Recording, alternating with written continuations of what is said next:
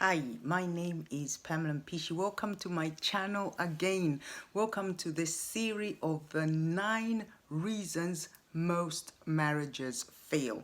Now, this is the third one. We're looking at the fruit of the Spirit. So we started with love and we talked about how every person has their own love language. And if you have not seen that video already, I will put a link up here with the playlist of the fruit of the Spirit. And we talked about the second one, which is joy. You have to find space in your life to fan that joy. Please see that video also. And today we are looking at the fruit of the Spirit called peace. Peace is important not only in your marriage, but it is important in every relationship. Without peace of mind, we are left with fear and we cannot interact properly with other human beings because all our decisions are coming from a point of fear.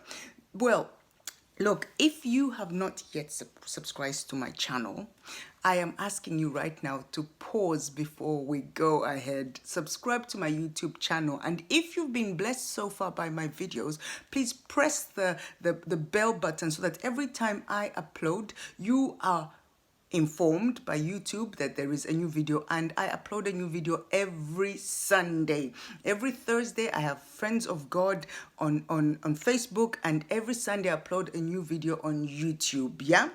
And so if you have not done that yet, please leave a comment and like the video because it really helps me when you do that. Let's go and look at that fruit of the Spirit called peace. Now, peace, I'm just going to give you, I'm going to make this video short because I want it to be to the point. There are 2 things that are going to create peace in your home. The first one is honesty. Honesty is the best policy. You have to have a relationship with your spouse, your wife and your husband, that they have access to your personal life. There cannot be a personal life between a husband and a wife. If your wife hides her password for her emails or her telephone, or your husband hides his password, if you do not have access, usually it means that the person is hiding something. Now, this will rob the marriage, the relationship, of peace when there is no transparency in a relationship. There needs to be clear transparency in a relationship. I have, in both what I'm going to teach, I'm going to use Proverbs. Proverbs 20:17 says, I took some notes and I'm going to read them. Yeah. So when I'm not looking into the camera, forgive me. Proverbs 20:17 says, food gained by deceit is sweet to a man, but later your mouth is filled with gravel. What does this mean? It means just as sin may be sweet at first, the consequences, they always bring despair. And the consequences is always a lack of peace. You lose your peace of mind. Look, the scripture does not say that there is no pleasure in sinning. There is a lot of pleasure in sinning. Only it says that the reward does not last. So your pleasure is not going to last, and what's going to come afterwards is lack of peace. Always make sure that you do everything in your power to preserve your peace. Number 2, I'm going to tell you, my grandmother used to tell me this. My grandmother died last year and she was my role model. She never went to school. She didn't know how to write her name or when she was even born, but she had this incredible wisdom, and I had the privilege of sitting at her feet in the village at night, and she would tell me stories. And she actually used to say to me, Pam, in my language, she used to say, Mwikala patalala, mwinya patalalike. It really literally means the one who wants peace creates her own peace or his own peace by overlooking things.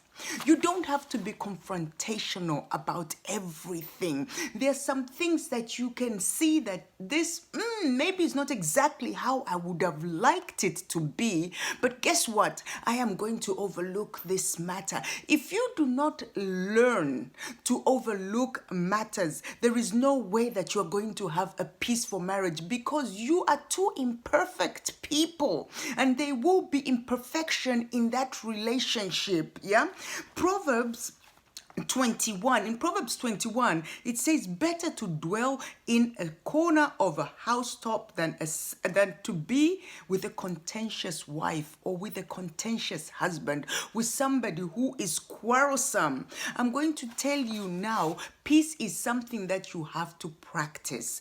Practice peace. I said this was going to be a short video. Without peace, there is no way your relationship is going to be long term. Without peace, you are gonna, because peace is like air. We all desire and crave peace, and if you don't find it in your home with your husband or your wife, you're gonna go and look for it elsewhere. Yeah. Practice being calm.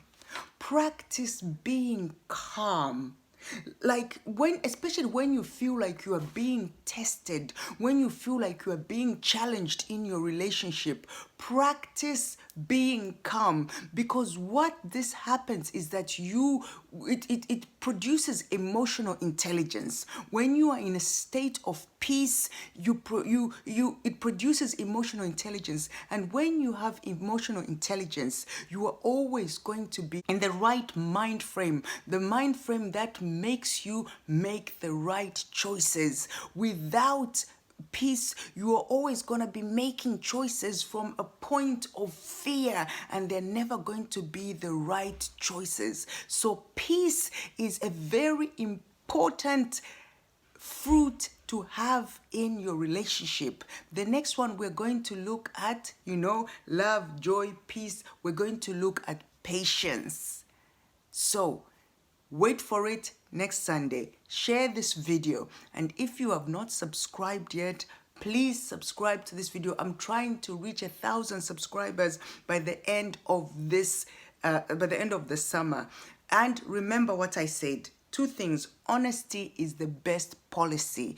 Be transparent in your relationship. Secondly, learn to overlook things. You do not have to be confrontational about everything. Guard your peace. It's also important for your children to grow up in an atmosphere of peace.